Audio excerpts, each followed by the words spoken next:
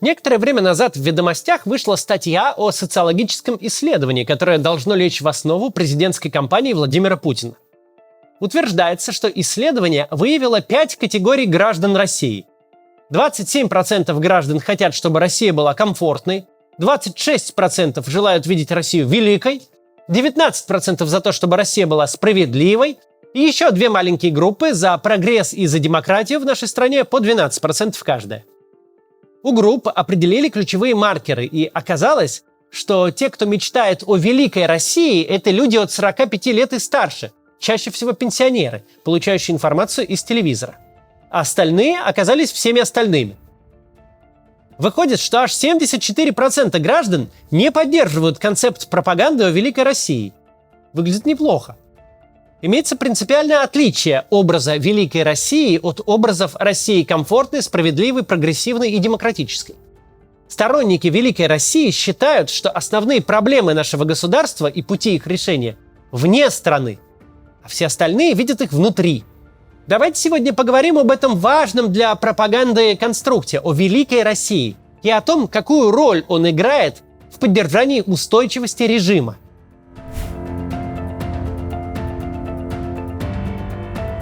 Впервые в истории международных отношений речь о великих державах зашла в начале XIX века. Покончив с наполеоновскими войнами, ведущие европейские государства на Венском конгрессе передоговорились о том, как уживаться вместе и не допускать больших разрушительных войн. Основой баланса европейских сил были признаны 4 страны-победительницы – Великобритания, Россия, Австрия и Пруссия. Их назвали «великими державами». Остальные участники Конгресса были названы просто цивилизованными странами. Мы не знаем, что подумали об этом эти сами цивилизованные страны, но гонка за неофициальный титул великой державы началась. Весь XIX век европейские государства приобретали звание великих и теряли его, а в начале XX века к флешмобу присоединились США и Япония. После окончания Второй мировой войны была образована Организация Объединенных Наций. С тех пор статус великих держав признается за постоянными членами Совета Безопасности ООН. Сегодня это Китай, Россия, Великобритания, Франция и Соединенные Штаты. Но поскольку этот титул неофициальный, многие эксперты включают в число великих держав и другие страны – Японию, Германию, Индию, Бразилию. При оценке чаще всего учитываются людские, военные, экономические и политические ресурсы страны, ее влияние на другие государства, а также то, признают ли ее великой державой другие страны и международные организации. Этот последний фактор очень важен. Невозможно быть великой державой в вакууме. Величие всегда в глазах окружающих. И по этой причине аргументы пропаганды о величии России выглядят жалко, ведь по-настоящему великой стране не нужно ничего доказывать.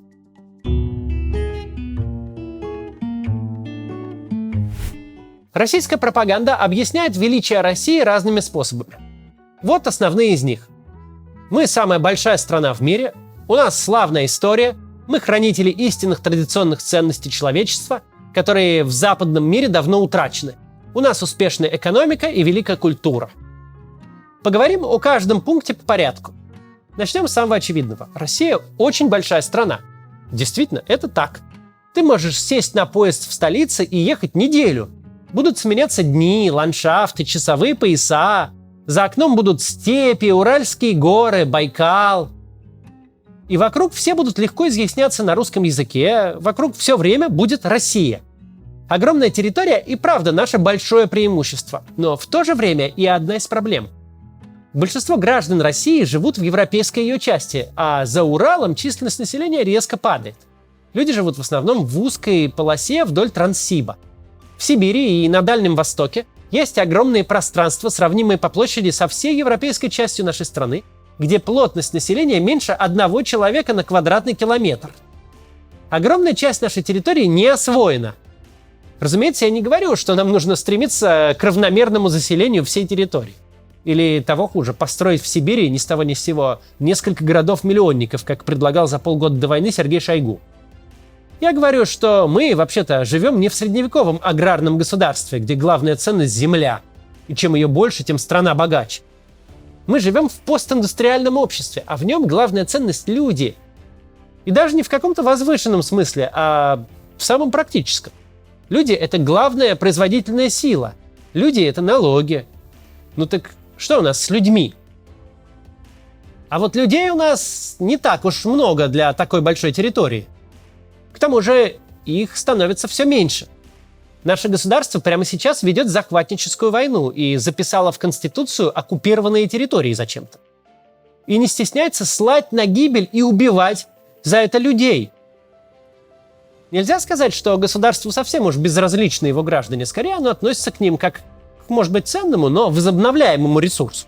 Женщины нужны, чтобы рожать, а мужчины нужны для войны.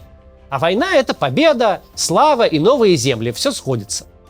Великое государство в представлении нашей власти и должно воевать, побеждать и присоединять захваченное. Лет на 300 опоздали. К счастью, в 21 веке успех государств не связан с войнами и аннексиями. К несчастью, эта простая мысль не доходит до президента нашей страны. Очень хорошим доказательством того, что Россия — великая страна, может быть мягкая сила. Так называют культурное влияние одних стран на другие, которое способно вызвать симпатию, расположение и оказать в конечном итоге воздействие на политические решения. Язык, литература, кино, музыка – все, что сближает людей, может стать мягкой силой. И у России действительно был в этом смысле большой потенциал, особенно на постсоветском пространстве, где люди знали русский язык. У нас был Рунет – общее пространство для жителей десятков стран. Там смотрели российские фильмы, читали российские СМИ, слушали нашу музыку, болели за наших спортсменов, а мы за их, голосовали за наших на Евровидении, а мы за них. Но теперь русскоязычное пространство распадается. Наши спортсмены больше не представляют нашу страну на международных соревнованиях. Актеры, писатели, певцы, ученые вынуждены выбирать. Или ты поддерживаешь войну, или уезжаешь. А порой и убегаешь от уголовного дела за антивоенную позицию. Россия ломает свою мягкую силу через колено. Величия в этом нет. Теперь поговорим об истории. Это один из самых безумных аргументов в пользу величия России. Потому что для доказательства используется не история, как она есть, не знание, основанное на исследованиях и научной экспертизе, а специально подобранные интерпретации. Например, про Куликовскую битву в учебниках говорится подробно, а про Ордынское иго одной строчкой. Отфильтрованные факты складываются в мифы вроде «Россия никогда не проигрывала войн», как будто война, проигранная нашей страной в прошлом или в позапрошлом веке, что-то говорит о нас теперешних. Мы не будем пытаться играть на поле пропаганды и выискивать доказательства противоположных. В истории бесконечное число фактов, и их можно подобрать для иллюстрации любой идеи. Но научная добросовестность и простая порядочность говорят нам, не нужно вообще использовать историю для оправдания политических идей. История — это не о том, какие мы, это о том, какими были люди, жившие до нас. Но в России история воспринимается как нечто сакральное. Настолько, что у нас приняты законы, которые определяют, какую интерпретацию истории считать подлинной, и запрещают любые сомнения и научные споры на эту тему. Так какая уж тут наука? Еще одно основание для пропагандистской гордости за наше величие – пресловутые традиционные ценности. Что именно за ценности, обычно не раскрывается. Власть бы с радостью пристроила делу уваровскую триаду – православие, самодержавие и народность. Но, кажется, это не вызовет у граждан сейчас энтузиазма. Так что каждый раз нам предъявляется новый список. Иногда традиционные ценности – это брак мужчины и женщины. Иногда коллективизм и историческая память. А иногда чебурашка. Делается это, чтобы напустить туману и позволить людям самим додумать, что там под этими ценностями подразумевается. И пусть каждый додумает свое, но все будут считать, что они друг с другом согласны. Хотя один готов красить яйца на Пасху, другой хочет, чтобы квартиру бесплатно давали, а третьему просто чебурашка нравится. Такой метод подачи позволяет лавировать и не привлекать внимание к тому факту, что в российском обществе как таковых традиционных ценностей не осталось. Наша страна, пройдя в течение 20 века совершенно антигуманную трансформацию, утратила связь и с религией, и с традиционным укладом жизни. Общество пережило 2 революции, войну, урбанизацию и 2 демографических перехода. Каждый из этих процессов менял институты, разрушал старые связи и выстраивал новые, и разрывал преемственность традиций. К началу 21 века Россия пришла с атомизированным, нерелигиозным обществом. Россияне давно ориентированы на индивидуалистические ценности – личный успех, комфорт, потребление. И вот этим людям каждый день твердят с экранов, что Россия – последнее прибежище неких исконных традиций. Что они могут об этом подумать? Ну, ок, ладно, у нас традиционные ценности, окей. Только от нас отстаньте. Этому фантому Руси, хранительнице глубинных традиций, противопоставляется образ Запада. Он в глубоком упадке и кризисе, и причинами этого упадка пропаганда называет либеральные ценности. Неужели до воображаемого кризиса Запад довели права человека, свобода слова и свобода совести, и право на участие в политике, и неприкосновенность частной собственности? Нет. Либеральные ценности в представлении пропаганды – это что-то про гей-парады и смену пола. Ну, можно еще в список добавить Хэллоуин и игрушку Хаги-Ваги. Православная Русь против заката Европы.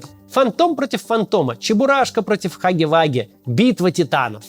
Борьба двух пропагандистских концептов, придуманных циничными советскими людьми, которые не понимают ни тот, ни другой и не верят вообще ни во что. Что тут еще добавишь? Последнее, но не по значимости, экономическая мощь нашей страны.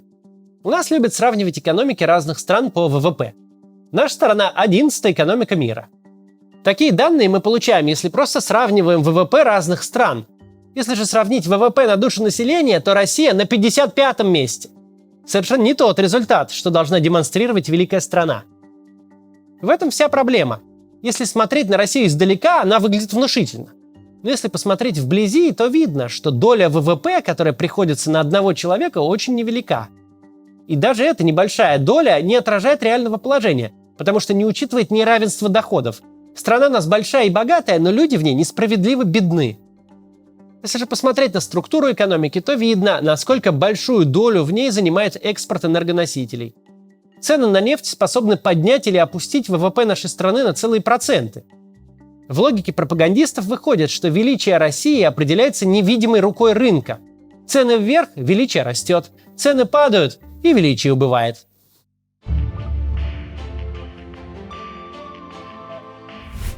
Сейчас кажется, что сюжет про великую державу в пропаганде был всегда, но это не совсем так. До протестов 11-12 года общепринятым был другой дискурс, который мы унаследовали из 90-х, про то, что мы хотим быть нормальной страной. Просто вспомните, как обозначались наиболее популярные цели. Мы стремимся стать правовым государством, мы строим гражданское общество. Иногда это еще формулировалось как «войти в цивилизованный мир». Владимир Путин тоже не сразу обернулся махровым автократом с идеями о великой России. В начале правления он даже успел поговорить о нормальных вещах, об удвоении ВВП, например. В 1999 году, когда Путин был еще премьер-министром, он написал статью «Россия на рубеже тысячелетий», в которой указал цель – достичь за 15 лет уровня Португалии по ВВП на душу населения. Там не было ни слова об особом пути, скрепах или традиционных ценностях.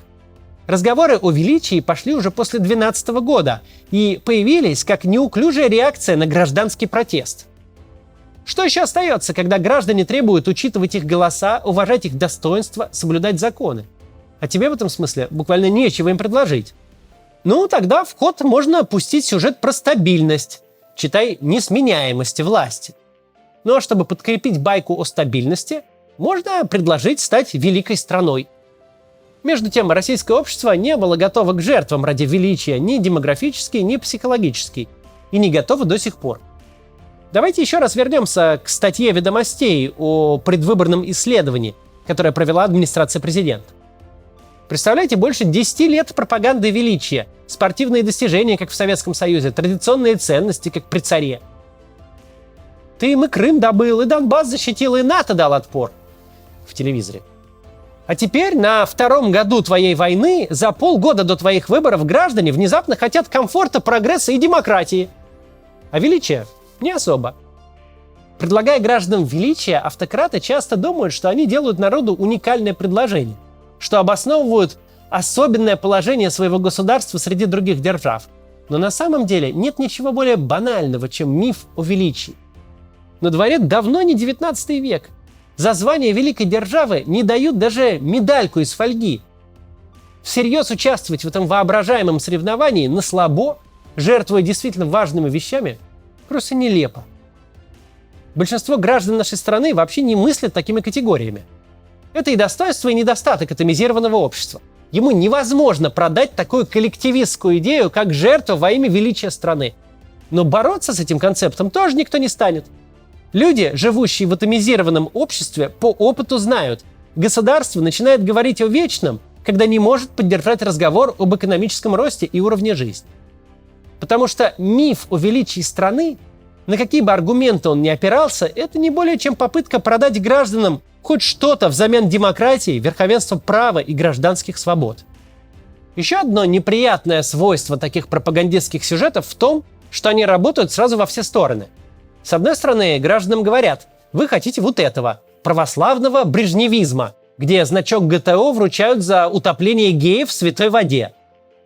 Хотите с НАТО бодаться? Без Крыма просто жизни вам не было. Вам нужен парад победы в Киеве, а всякие гражданские права, даже в той их части, чтобы полицейский не мог безнаказанно звездануть дубиной по голове, вы считаете вражеской лженаукой. С другой стороны, та же самая пропаганда работает вовне. Работает на активную часть российского общества, работает на западных спикеров и политиков. Потому что вот такой русский народ – это агрессивные первобытные рабы, которых хлебом не корми, дай чужой кровушки попить. Которые не живут в условиях жесткого авторитарного режима, лишившего их прав насильственными методами, а хотят этой власти, заслуживают такой власти. Эта власть органически происходит из их звериной природы. Нормальному человеку совершенно нечего ловить с этими люмпинами и маргиналами. Они никогда не найдут общего языка, и не следует даже пытаться разговаривать, заниматься политикой, участвовать в выборах. Лучше оставить этот народ наедине с его Путиным. Путин их хотя бы в клетке пока держит и на свободную охоту за людьми не выпускает. Это пропаганда вовне. Нормальному правительству в нормальном государстве угрозу несет, продолжает пропаганда вовне, не путинский режим сам по себе, не его чиновники и не его олигархи. Надо ставить заградительный барьер не против грязных денег, говорят они. Не нужно лишать Путина поступления валюты. Но нужно выстроить огромную визовую стену против тех толп одичалых, которые стремятся в своих грязных от крови калошах топтать европейские улицы. Таким образом, пропаганда не просто пудрит мозги гражданам, она еще и с радостью перекладывает с больной головы на здоровую. Отгребает ответственность от тех, кто принимает зловредные и чудовищные решения, и переносит на мифическую сущность народ. Это не мы козлы. Это мы выполняем народную волю. Если вам что-то не нравится, вот на народ свой гнев и обращайте.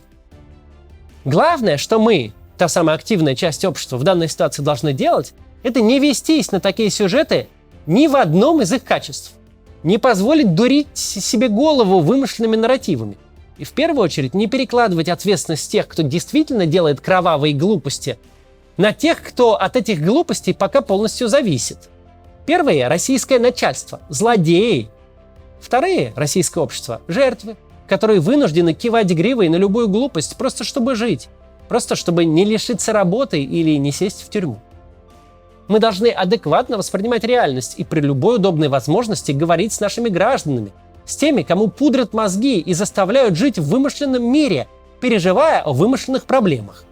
Но это не делает их ни первобытными, ни агрессивными, ни рабами по своей природе.